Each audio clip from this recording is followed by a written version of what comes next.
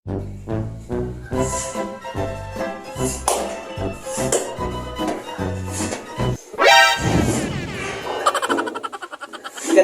araw po muli mga kaibigan. Ito na naman po tayong kamason.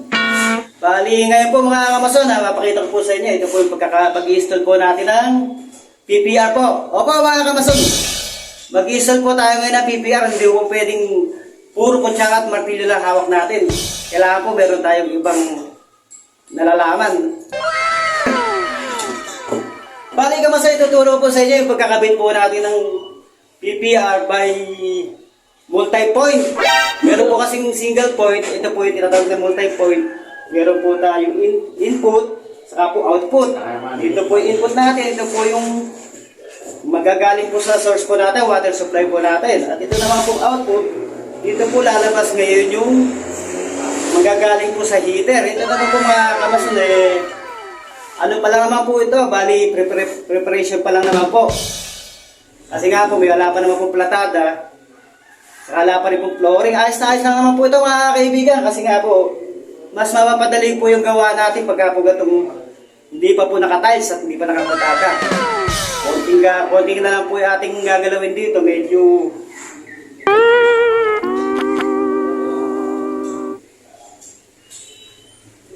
bali, ganito po mga kamos yung ating pong ginawa. Ito po. Ito nga po mga kaibigan, at dahil nga po shower na may mixer yung ating kakabit, mas mataas po yung sukat niya kaysa po sa pangkaraniwang 60 cm. Kinakailangan po natin siyang guhitan muna para po maiporma po natin siya na maayos bago po natin siya tabasin. Palisisilin po natin ito mga kaibigan. At mabuti nga po, ayan po, may nagpresenta po magtabas. Kahirap po kasi, apakalika po kasi masyado nito. Ayan po, halos wala na kayong makita. Salamat nga po pala kay Totoy Bato. At ayan nga po mga kaibigan, napakaganda po ng pagkakatabas. Hindi na po ako masyadong mahirapang magsisil nito. Pabilisin na po natin para hindi po kayo masyadong mainip.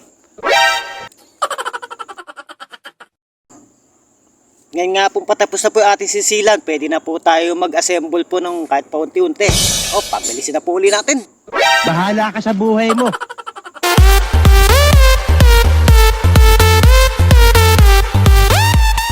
Madali lang naman po ito mga kaibigan. Halos one way lang naman po ito.